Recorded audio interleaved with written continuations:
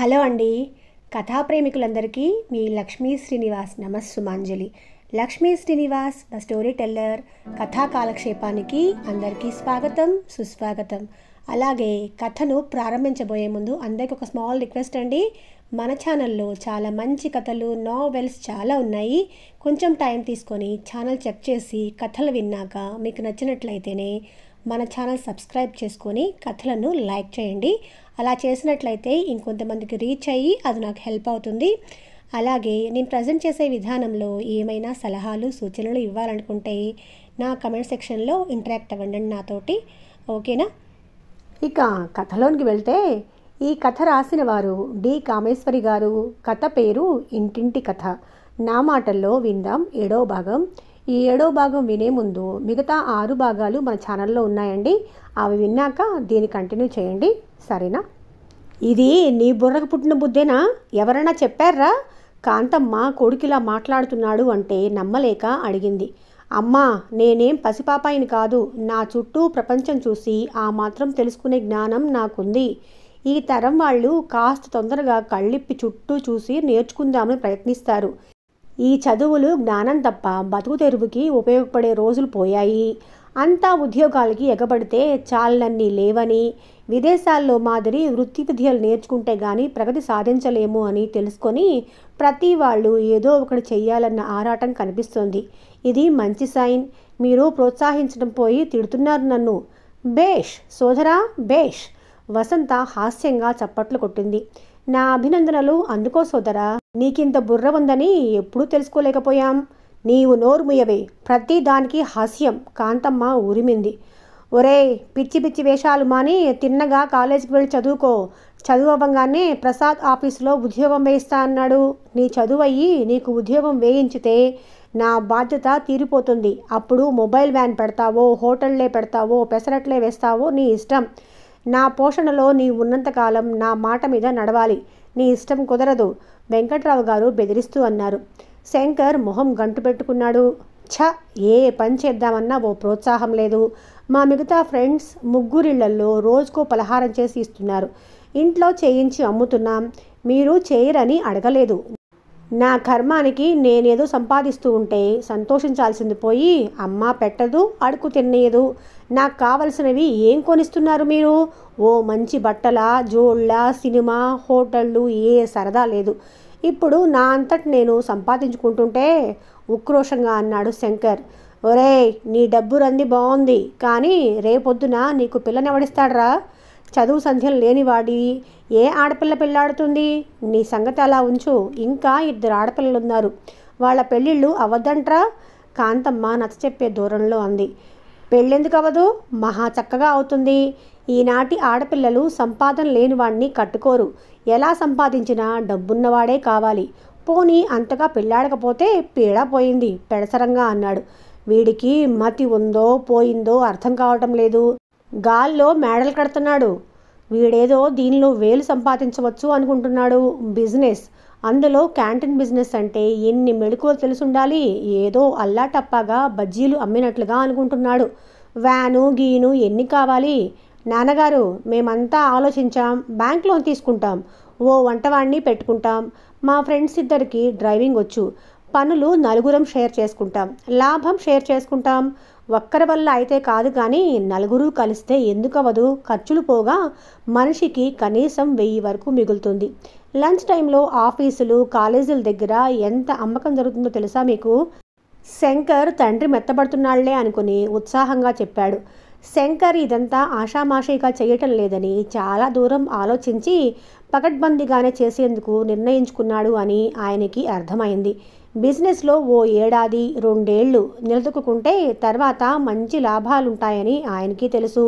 కానీ ఇలా ఈ వంటలు అమ్ముకునే బిజినెస్ అంటే ఆయనకి అంగీకారం కావటం లేదు. ఇంకేదన్నా అయితే అయిష్టంగా అన్నా ఒప్పుకునేవారేమో. నలుగురు ఏమంటారో అన్న భయం ఆయంది. ఉద్యోగం చేస్తే నా చదువుకు ఏమొస్తుంది? మహా అయితే గుమస్తా, జీతం 500. ఈ కరువు కాలంలో ఏం సరిపోతుంది? శంకర్ తండ్రిని మెత్తబరచడానికి అనువైన సమయం ఇదే అని వేడి మీదే 4 దెబ్బలు వేస్తే ఇనుము వంగుతుంది అని అన్నాడు.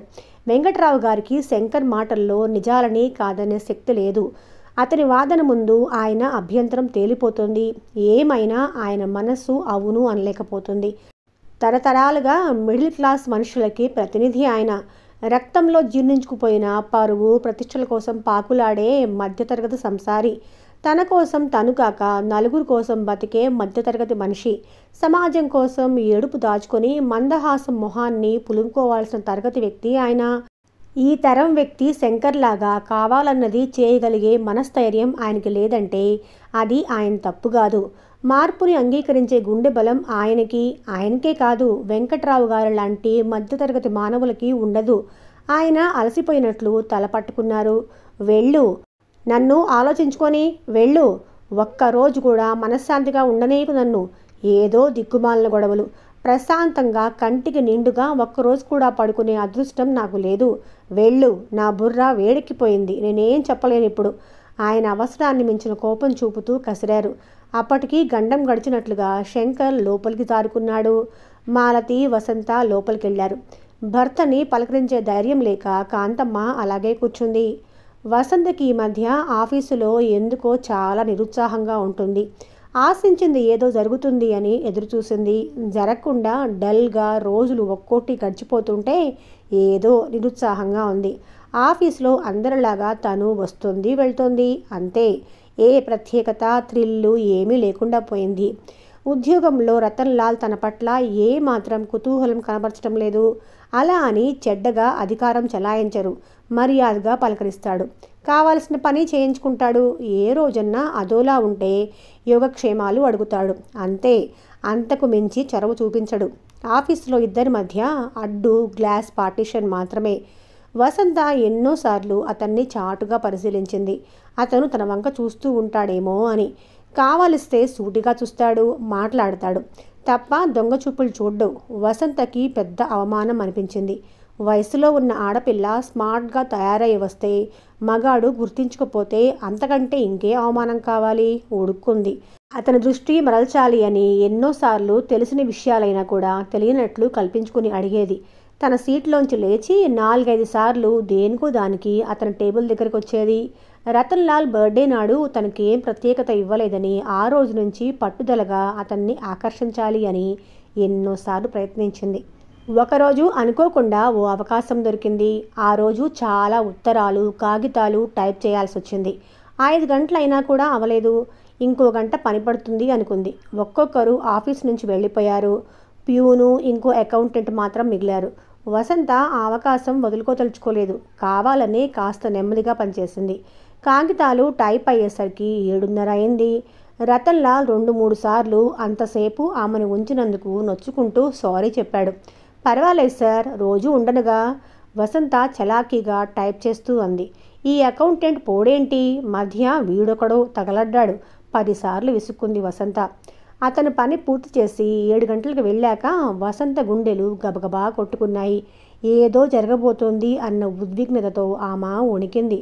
ఆఫీసులో ఇద్దరే ఉన్నారు. ప్యూన్ని కాఫీకి పంపిస్తాడు. అప్పుడు టైప్ చేస్తుంటే తన వెనక నిలబడతాడు.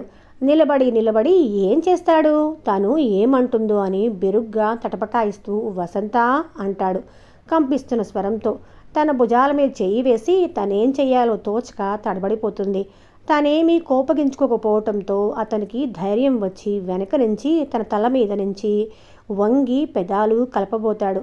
వసంత ఎన్నాళ్ళకి అవకాశం దొరికింది మనకి, ఐ లవ్ యూ అంటాడు. అప్పుడు తనేం చెయ్యాలి? బెట్టు చెయ్యాలా? వెంటనే అంగీకరిస్తే చులకన అయిపోతుందేమో.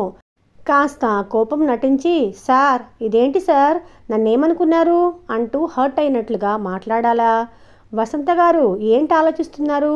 అసలే ఆలస్యం అయిపోయింది, కానివ్వండి, తొందరగా ఫినిష్ చేస్తే మనము వెళ్ళొచ్చు అన్నాడు రతన్ లాల్ అసహనంగా వసంత ఆలోచించటం చూసి.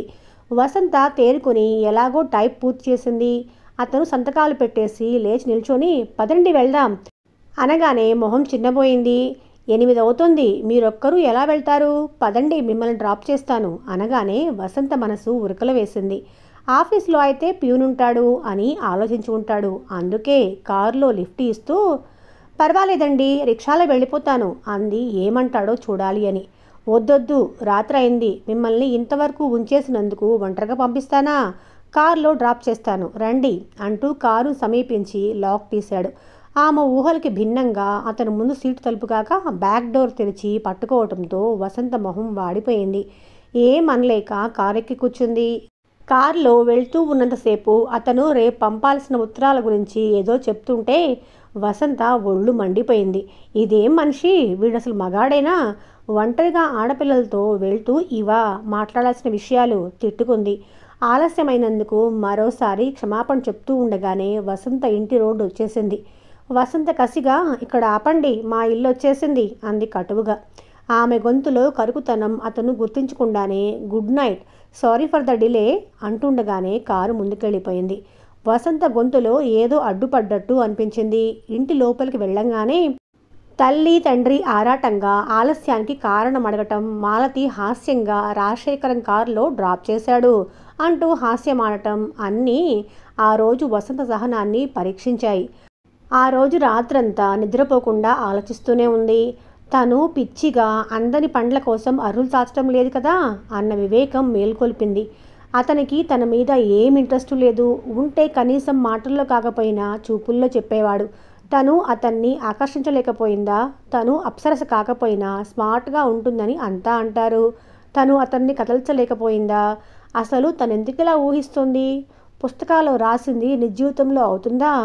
పాఠకులని మైమరిపించి ఊహాలోకాల్లో ఉయ్యాలూగించడానికి రాసే కల్పనా సాహిత్యాన్ని తను నిజ జీవితానికి అన్వయించుకోవటం పిచ్చి కాదు. ఎక్కడో ఏదో అలా జరుగుతుంది అని అందరి జీవితాల్లో జరుగుతుందా? మహా అయితే వాడుకొని వదిలేస్తారు కానీ తమ కింద పనిచేసే అమ్మాయితో ప్రేమలో పడి అది పెళ్లిదాకా రాణిస్తారా? తన వెర్రి కాకపోతే. తను చదువుండి జ్ఞానం లేకుండా ఎలా ఆలోచిస్తోంది? తనసలు ఏం ఆశిస్తోంది? రతన్ లాల్ తన్ని ప్రేమించాలి అనా? లేకపోతే అతనితో అనుభవం థ్రిల్లు కావాలనా?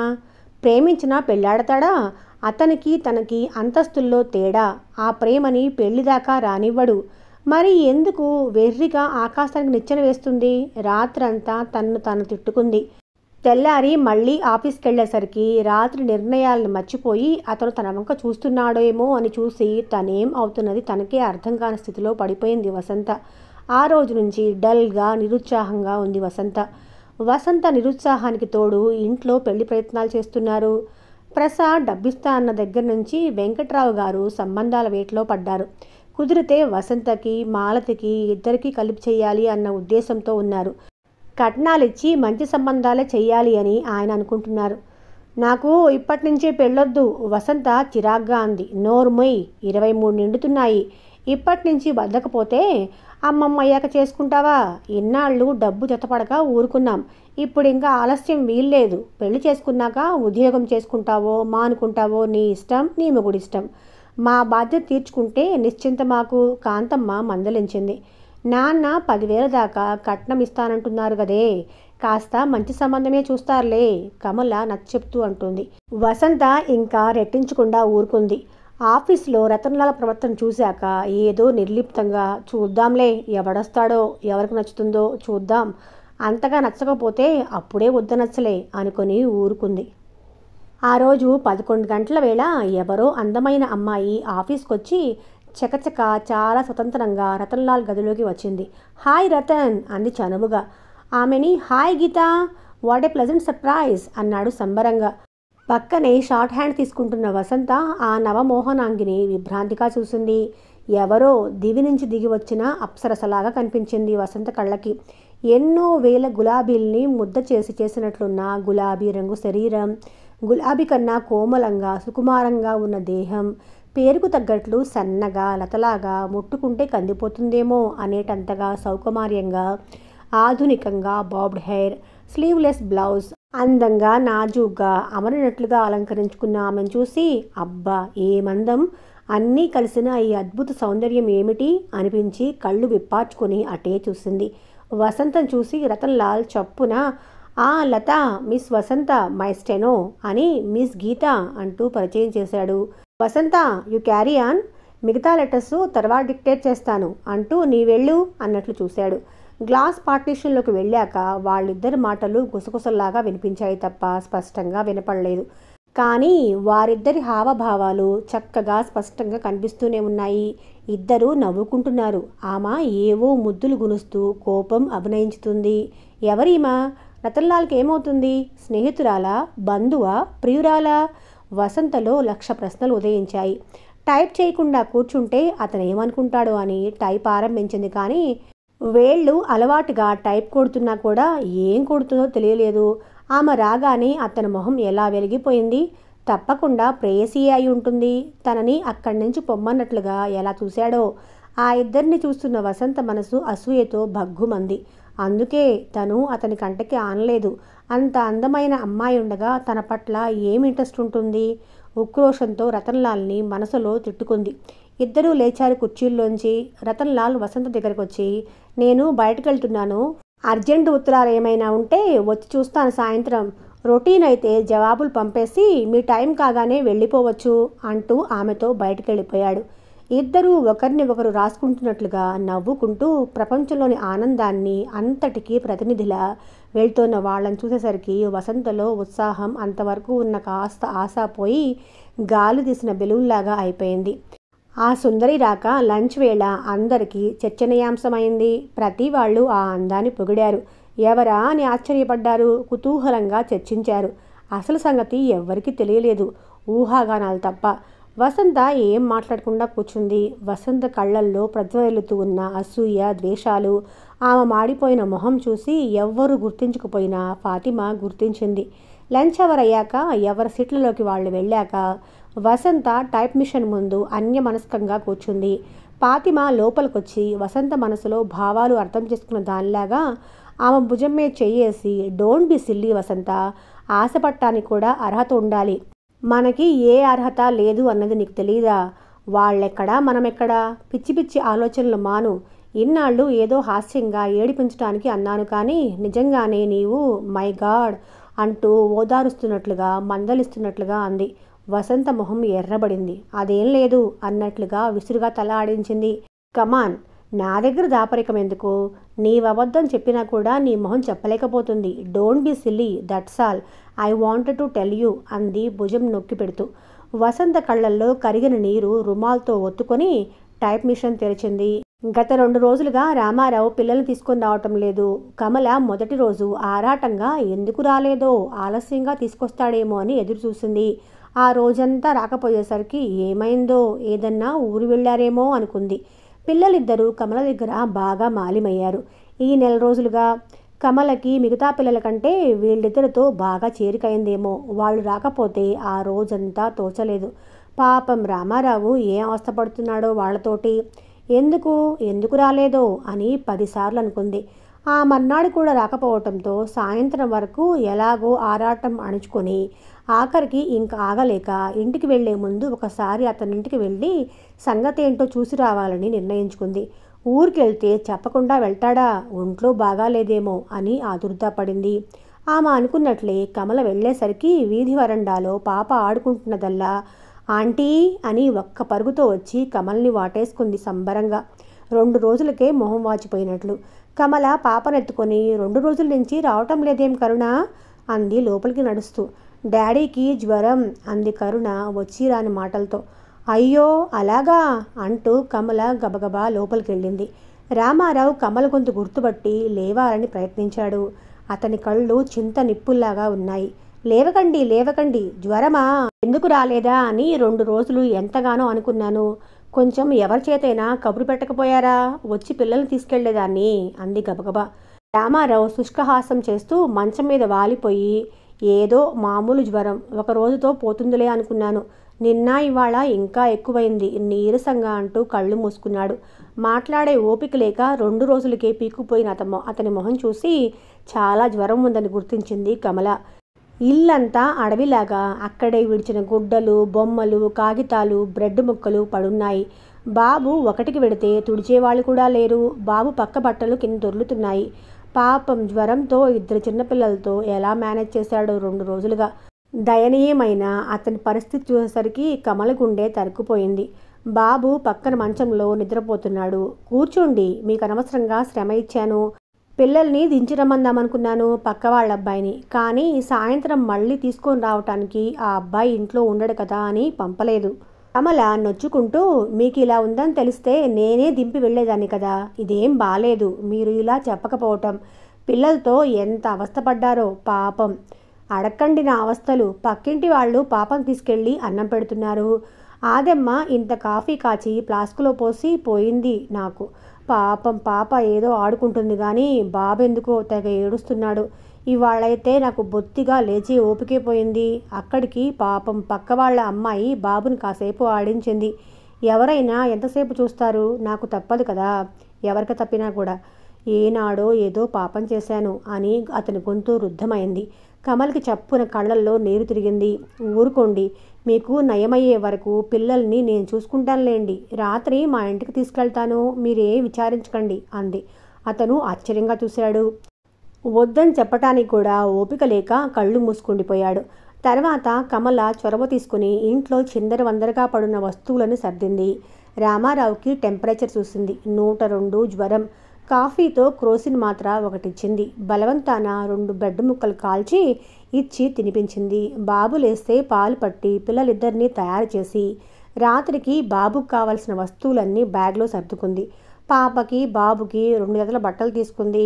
రామారావుకి రాత్రి కోసం హార్లిక్స్ కలిపి ఫ్లాస్క్లో పోసింది. కమల ఇంట్లో తిరుగుతూ పనిచేస్తూ ఉంటే రామారావుకి కళ్ళు చెమ్మగిల్లాయి. అయ్యో, మీ చేస్తున్నాను, మీకు ఎలా థ్యాంక్స్ చెప్పను నొచ్చుకుంటూ అన్నాడు. కష్టంలో తోటి మనిషికి కాస్త సహాయం చేయకపోతే ఇంక మనిషి జన్మ ఎందుకు? ఈ స్థితిలో మీరుంటే నేనే కాదు ఎవరైనా చేస్తారు అంటూ కమల అభిమానంగా అతన్ని మందలించి, నేను రేపు 10 గంటలకు వచ్చి చూస్తాను. జ్వరం తగ్గే వరకు పిల్లల రెస్పాన్సిబిలిటీ నాదే అని చెప్పి పిల్లల్ని తీసుకొని రిక్షా ఎక్కి ఇంటికి చేరింది. ఇంట్లో అంతా ఆశ్చర్యంగా చూసి ప్రశ్నలు కురిపించారు. కమల సావకాశంగా ముందు నుంచి అంతా చెప్పింది. అయ్యో పాపం, ఇంత పసిపిల్లలకి తల్లి లేని వారయ్యారా అని సానుభూతిగా మాట్లాడింది కాంతమ్మ. అంతలోనే, నీవు ఒక్కరితోనే వెళ్ళావంటే అతనింటికి, ఒక్కడే ఉంటున్నాడు ఇంట్లో, చూసిన వాళ్ళు ఏమనుకుంటారే, నీ సాహసం నువ్వు. కాంతమ్మ మందలింపుగా అంది. ఊరుకోమ్మా, పాపం అతనంత ఇబ్బందిలో ఉంటే చూస్తూ చూస్తూ ఎలా ఊరుకోమన్నావు? పిల్లల్ని తీసుకొచ్చి మంచి పని చేశావక్కయ్యా అంది మాలతి పిల్లల్ని ముద్దులాడుతూ. తల్లి మాటలకి కమల మొహం నొచ్చుకొని ముడుచుకొని పోయింది. అక్కయ్య ఇన్నాళ్ళకి మంచి పని చేసింది. తనంతట తానుగా ధైర్యంగా అక్కయ్య ఒంటరిగా బస్సులో వెళ్ళి రావటం, ఉద్యోగం చేయటం అవన్నీ ఒక ఎత్తు. ధైర్యంగా మగాళ్లతో మాట్లాడే స్థాయికి ఎదిగింది అంటే అభినందించాల్సింది పోయి తిడతావేంటమ్మా? తప్పేముంది అతనింటికి వెళ్తే? అంత మాత్రానికే పోయే పరువు ఉన్నా ఒకటే లేకపోయినా ఒకటే. వసంత కస్సుమంది. ఏమో తల్లి, మీకేం, ఆడపిల్లలు ఎటొచ్చి ఎటుపోయినా మీకే బాధ అందులో అంటూ ఆగిపోయి కమల మొహం చూసి అక్కడి నుంచి వెళ్ళిపోయింది. అక్కయ్య, మంచి ఐడియా. అతనికి భార్య పోయింది, చిన్న పిల్లలు, ఇంట్లో నానా ఇబ్బంది పడుతున్నాడు. ఎలాగో పెళ్లి చేసుకుంటాడు మళ్ళీ. నీవు అతను చేసుకోకూడదు? ఛ, ఏంటి ఆ మతలేని మాటలు? నాకు పెళ్ళేంటి? కమల కసిరింది మొహం ఎర్రపరుచుకొని. మతలేకపోవడానికి ఏముంది? ఏం, నీకు 2వ పెళ్ళైతే అతనికి 2వ పెళ్ళి కాదు? నీకేం పిల్లలున్నారా ఏమన్నానా? అతనికేం కర్మ 2వ పెళ్ళి దాన్ని చేసుకోవటానికి? పెళ్ళాం పోయినా చిన్నవాడు, మంచి ఉద్యోగం చేస్తున్నాడు, కన్నెపిల్లలే దొరుకుతారులే అంది కమల నిరాసక్తంగా. అదిగో, మన ఆడవాళ్లమే ఇలా మాట్లాడి మనల్ని మనమే అవమానపరుచుకుంటాం. నీకు 2వ పెళ్ళైతే పెళ్ళికి పనికిరావు, అతనికి 2వ పెళ్ళైనా కన్నెపిల్ల కావాలా?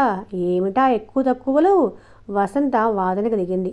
అవునక్కయ్య, వసంత అన్నది నిజమే. అతనికి ఆడతోడు కావాలి, నీకు ఓ ఇల్లు, భర్త, సహచర్యం కూడా కావాలి కదా. ఇద్దరికి ఇష్టమైతే తప్పేముంది? ఎక్కువ మాట్లాడని మాలతి కూడా వసంత ఆలోచన నచ్చి అంది. కమల మొహం సిగ్గుతో ఎర్రబడింది. కాసేపటికి సర్దుకొని, బాగుంది, అన్నీ మీరే అనేస్తున్నారు, అతనికేం ఉద్దేశాలున్నాయో ఏంటో. ఏదో 2 రోజులు పిల్లల్ని చూశాను అని పెళ్ళాడమని అడగమంటారేంటి? హాస్యంగా అన్నట్లు అంది బాబుని జోకుడుతూ. అప్పటికి ఇంకేమనకుండా ఊరుకున్నా కూడా వసంత మనసులో ఏదో ఆలోచన తట్టింది. నారాయణమూర్తి గారు హఠాత్తుగా గుండె నొప్పి వచ్చి మళ్ళీ స్పృహలోకి రాకుండానే పోయారు. ఆయనకున్న డబ్బు, పలుకుబడి ఏమీ ఆయన్ని బతికించలేకపోయాయి. ప్రసాద్ ఆఫీస్లో ఉండగా ఫోను వచ్చి ఉన్న పాటున ఇంటికెళ్ళిపోయాడు. అప్పటికే ఆయన ఒళ్ళంతా చెమటలు పట్టేసి బాధతో లొంగలు చుట్టుకుపోతున్నారు. శరీరం నీలం రంగులోకి మారుతుంది. ప్రసాద్ క్షణం కూడా ఆలస్యం చేయకుండా చేతుల మీద ఎత్తుకొని ఆఫీస్కు తీసుకెళ్తూ ఉండగానే ఆయన స్పృహ కోల్పోయారు. పెద్ద పెద్ద డాక్టర్లంతా 1-2 గంటలు చేయాల్సిన ప్రయత్నాలు అన్నీ చేసినా కూడా ఆయన్ని బతికించలేకపోయారు. ఆయన మరణంతో లత విరిగిన మాన్లాగా అయిపోయింది. ప్రసాద్ వేళ్లతో సహా కూలిన వృక్షంలా అయిపోయాడు. ఇంటికి పెద్ద దిక్కు. లతకి తనకి వారధిలా ఉండేవారు. ఆయనే లేకపోతే ఆ ఇంట్లో ఉండటం ఎంత గగనమైపోతుందో ప్రసాద్కి తెలుసు. కనుక ఆయన మరణంతో ప్రసాద్ కుంగిపోయాడు. లత దుఃఖం చెప్పనలవి కాదు. కాస్త జ్ఞానం వచ్చిన దగ్గర నుంచి తల్లి, హితుడు, స్నేహితుడు, బంధువు అన్నీ తండ్రి అయి పెంచాడేమో. ఉన్న ఒక్కగానొక్క ఆత్మబంధువుని పోగొట్టుకున్న లత పసిపిల్లలాగా ఏడ్చింది. ఆమెను చూసి మొదటిసారిగా జాలిపడ్డాడు ప్రసాద్. తండ్రితో ఉన్న చేరిక తెలుసు కనుక ఆయన మరణం ఆమెను ఎంతగా దెబ్బతీసిందో ప్రసాద్కి అర్థమయ్యి సానుభూతిగా ఆమెను ఓదార్చాడు. పచ్చి మంచినీరు ముట్టకుండా విలపిస్తున్న ఆమెను చూసి ఆమెకి ఓ హృదయం ఉందన్న సంగతి అర్థమై సానుభూతి చూపి నేనున్నాను అని ధైర్యం చెప్పాడు, అనునయించాడు. ఆ 10 రోజులు పెద్ద ఎత్తున కర్మలు చేశాడు, దానాలు ఇచ్చాడు, సంతర్పణలు చేశాడు. ఆయన అంతస్తుకు తగినట్లుగా అన్నీ చేసి కొడుకు లేని లోటు తీర్చాడు. 10 రోజులు గడిచాక లాయర్ అందరి సమక్షంలో వీలునామా చదివి వినిపించాడు. ఆ వీలునామా ఇదివరలోనే నారాయణమూర్తి గారు రాసి ఉంచారు. చదవక ముందే కూతురి కాక మరెవరికిస్తారు అని అందరూ అనుకున్నదే. ఆయన యావదాస్తి, ధన, వస్తు, వాహన, చరాస్తి, స్థిరాస్తి అన్నీ కూడా ఆయన కూతురికే రాసిపోయారు. ప్రసాద్ మనస్సు చిన్నపోయింది. ఆయనకు కూతురు మనస్తత్వం తెలిసి తనని ఎంత నిజంగా చూస్తుందో తెలిసి కూడా తనకంటూ ఏది ఇవ్వకుండా భార్య దయాధర్మం మీదే బతికేట్లుగా చేసిన ఆయన్ని క్షమించలేకపోయాడు. ఆస్తి ఇస్తే కూతుర్ని లెక్క చేయడని భయపడి అలా రాశాడు అనుకున్నాడు. కొద్దిగా తను ప్రతి చిన్నదానికి ఆమె మీద ఆధారపడకుండా ఏదైనా రాసి ఉంటే ఎంత బాగుండేది అని విచారించాడు. ఈ వీలునామాతో లత తన చెయ్యి నుంచి పూర్తిగా దాటిపోతుంది అని అతనికి తెలుసు. తెలిసి చేయగలిగింది ఏమీ లేదు కనుక నిట్టూర్చాడు. మామగారి మీద ఉన్న గురి, గౌరవం తగ్గిపోయి ఏదో నిర్లిప్తత, అసంతృప్తి చోటు చేసుకుంది అతనిలో. లతని వెనక నుంచి కాస్త అదుపులో పెట్టగలిగిన ఆయన లేకపోయాక లత రౌతులేని గుర్రంలాగా ఎలా ఎగిరెగిరి పడుతుందో, ఆమెతో సవారీ ఎంత దుర్భరంగా ఉంటుందో ఊహించగలిగిన ప్రసాద్కి ఇప్పటిదాకా ఎలా ఉన్నా భవిష్యత్తు మీద చింత పట్టుకుంది. తండ్రిపైన దుఃఖంతో 1 నెల రోజులు నిర్లిప్తంగా, ఉదాసీనంగా గడిపింది లత. అంత దుఃఖంలోనూ తండ్రి వీలునామా చదివాక తృప్తిగా నవ్వుకుంది. వీలునామా లాయర్ చదివి వినిపిస్తుంటే ప్రసాద్ మొహం ఎలా మాడిపోయిందో చూశాక ఏదో తృప్తి కలిగింది.